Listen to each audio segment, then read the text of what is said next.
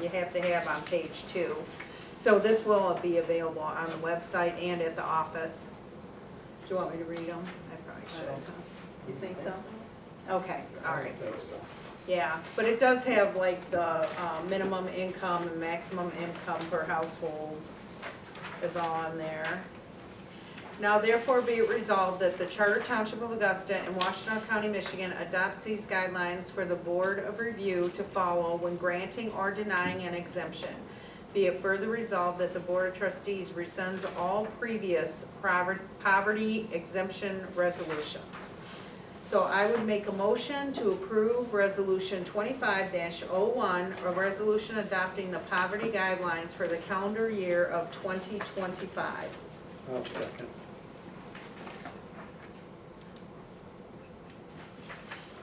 All in favor? This one you need to do a roll call. Or do a roll call on this one? Yeah. Adams, Yes. Burek, Yes. Gifford, Yes. Green, Yes. Gunsey, Yes. Frayne is out. Todd is a yes. Okay. So next, we have the motion to approve Resolution 2502 to approve the authorization of the Midwest Energy and Communications Metro Act right-of-way telecommunications permit. So we tabled this at the last meeting so everyone would have a chance to look it over further, and we only have 45 days from the 15th of November to get it signed, so we did have to take care of it already. But it's a resolution, we had the attorney look it over, and they asked, you know, a few questions and whatnot, and everything was answered and submitted before it was signed.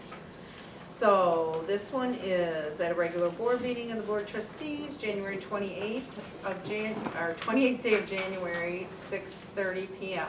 The following preamp and resolution, okay. Whereas by the attached proposed letter agreement dated November 15, 2024, stating they currently expanding fever, is that the right word? Fiber.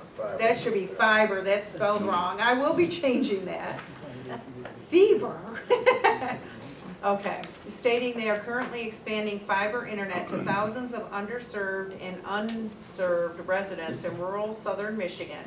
And whereas by the attached terms and conditions from Midwest Energy and Communications, a request was made to the township to permit a Metro Act right-of-way telecommunications permit to be issued for 15 years from the effective date, provided that following such initial term, there shall be 3 subsequent renewals of 5 years each.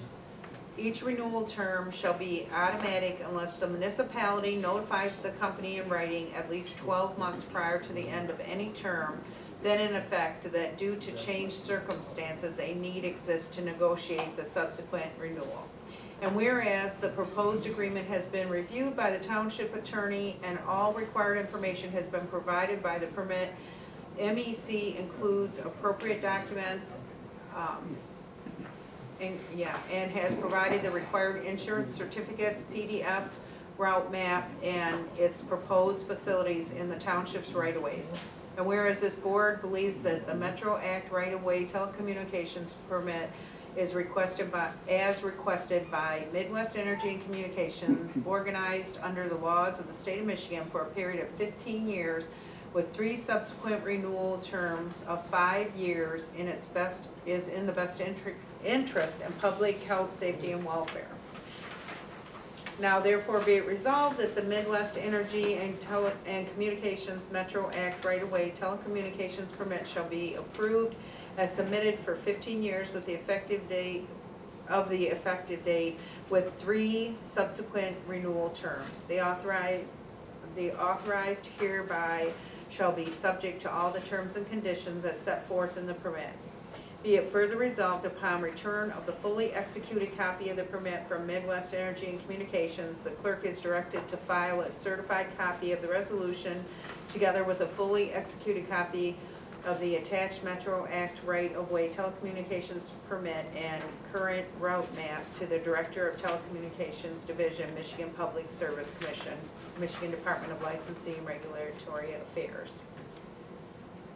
Okay, yeah, that is.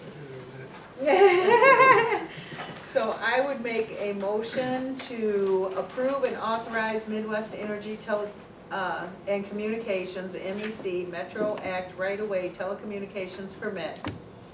I'll second. All in favor? We gotta do roll Or do a roll call? Yeah. Ms. Lynn? Adams? Yes. Buick? Yes. Gifford? Yes. Green? Yep. Guernsey? Yes. Rains out. Todd says yes. Now what we're gonna do, we're gonna put it down here and go to G. Yep. Right now. Yep.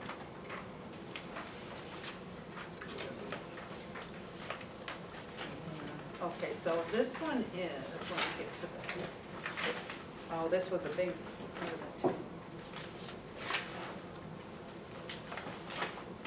Okay. So E and F we're putting later. Okay, so now, the attorney engagement letter. So is the attorney? Yeah, we'd like I'm going to, to, want to come up and introduce yourself, if you could, please. Hi, good evening, board. I'm Angela Manarino. I know I've met some of you in passing, but it's nice to meet everyone. nice to meet you. Very good. Thank you very much for being here this evening. Absolutely. And you work in other municipalities? Yes, I work, I have a law partner, and he and I cover several municipalities, primarily like Western Wayne. So we have Taylor, Romulus, Van Buren Township, and Huron Township. Oh, very good. And then, just a little bit of income, as far as some of the things that we're gonna be doing, help with the program for the ordinance program. Correct. You're very familiar with that, so it's a great push Yes. to help us guide us Done in that the in some right other direction. communities. Yes. Where that, we can stop taking so much stuff directly to court and into litigation and more so have in-house.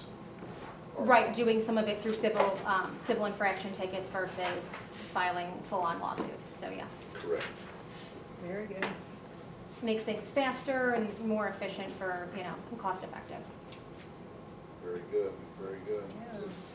Anybody else got a question for her? Not for her. All right, well, thank you Thank very you. much. Thank you, nice to meet you. Okay, so, So actually, I have a question about this. We're Oh, talking sure. about changing attorneys while we still have so many things still in play. So what happens is, as of right now, we can keep we keep both. But now we can delegate who's gonna do what and handle what cases. So as of right now, as it stands, she's gonna stay up, she's gonna come on forward. Then the one we have now, as soon as we zero him out of his cases or whatever, then we'll be, we make a decision what to do at that point with Victor. Okay. because he only has a couple, I think there's only like 2 open things right now going on, right? Yeah, 2 or 3 of them. so. Yeah, I'm not sure exactly what. So the once- other ones have. Place on one road, there's one Willis Road there. Right, so Yeah. once those And is, brothers. right, so once those are zeroed out, then we can, keep them on or cut ties, but as of right now, for Yeah, the you things that can- we need, yeah. You can have use them more. both, yeah. Correct. Okay. But as of now, our primary would be our new attorney. Okay. And how do we pronounce it, Manarino? You got it. Okay, so I would, actually, we need to do the resolution as well.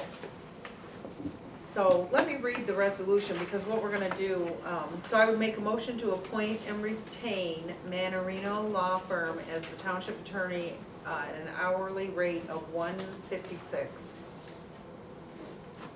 So I'll do that one first. This is all there on that. Yep, let's do, who seconds it? I'll second it. Okay, All in favor? well, you gotta do a roll. Or do a roll call, I'm Yeah. sorry. Still new at this. Adams? Yes. Buick? Yes. Gifford? Yes. Green? Yes. Guernsey? Yes. Crane is out. Waller's a yes.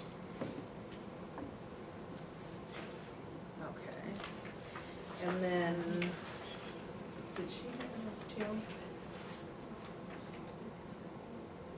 Okay, so she just had, so. Let's see. Okay, so now this is resolution 25-04. Whereas the Charter Township of Augusta, which is a Michigan Charter Township, and in accordance with the MCL 41-187, hires legal counsel to represent the township, and whereas the Township Board of Trustees has considered its present legal services as well as services provided by Manorino Law PLLC, and whereas the Township Board of Trustees has decided that it is in the best interest of the township to retain Manorino Law PLLC for its legal counsel effective January 28th of 2025. Now therefore be it hereby resolved that the Board of Trustees of the Charter Township of Augusta hereby appoints and retains Manorino Law PLLC as township attorneys. Be it further resolved that the Township Board may terminate the appointment of the township attorney at any time with or without cause upon providing written notice to the township attorney.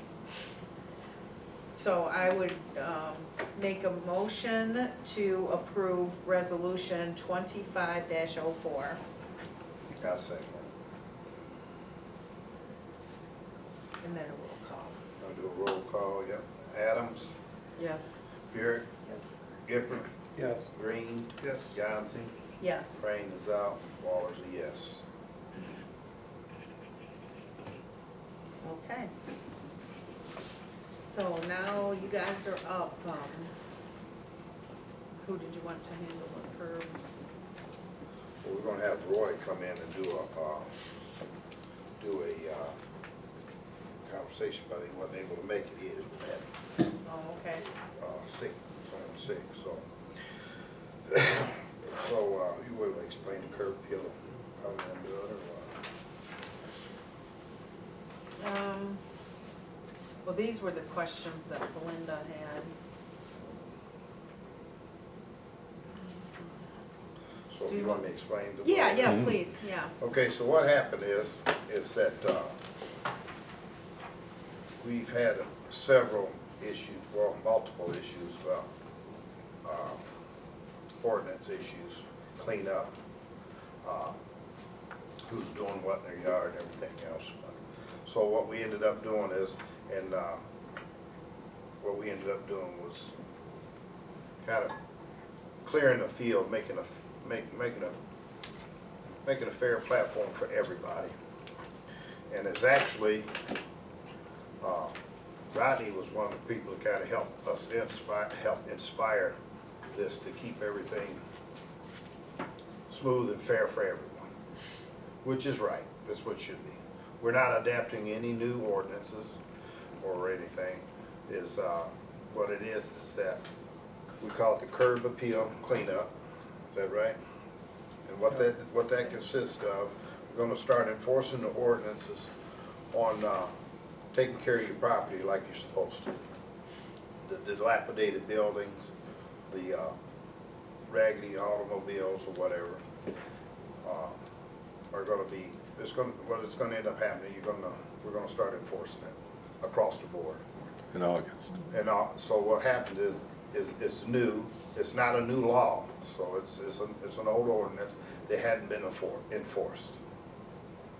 So what's gonna end up happening is now, everybody's gonna have to pitch in and do their part. So, are we gonna bend a little bit?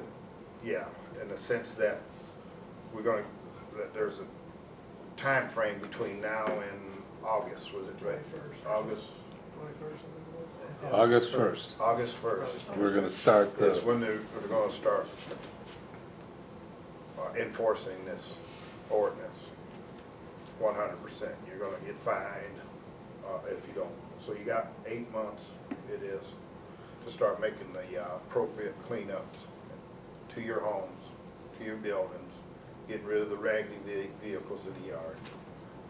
And that consists of dilapidated buildings, gutters, whatever makes your curb appeal right, better. So people live here, that doesn't mean that you're gonna have to get rid of your campers, so I don't want 100 phone calls. You're gonna make us get rid of your boat and gonna get rid of your camper, no. If the stuff is behind the house and it's not in a direct interference with your neighbor or you're adjacent to you, then we'll have to change the ordinance if that's the case, right? So we'll have to vote on that. But that I think is be fair to the people. I don't see where it's fair for them to have, people of the township to have to get rid of their boats or get rid of their campers and stuff, as long as it's behind your home, behind the house and out from the front yard. So we're telling people they can't have, someone's got a problem with boats and campers being on their properties? There's an or just- ordinance. So, In front of, In in the front of front the yard, house, in the yeah. front you're yard. looking at when you drive by, you got a So bunch of drive junk by. laying in your front yard. And that's, and like I say, it's in there, I don't like the idea that, you know, I mean, you live in the country, you should have your boat, you should have your camper, you know,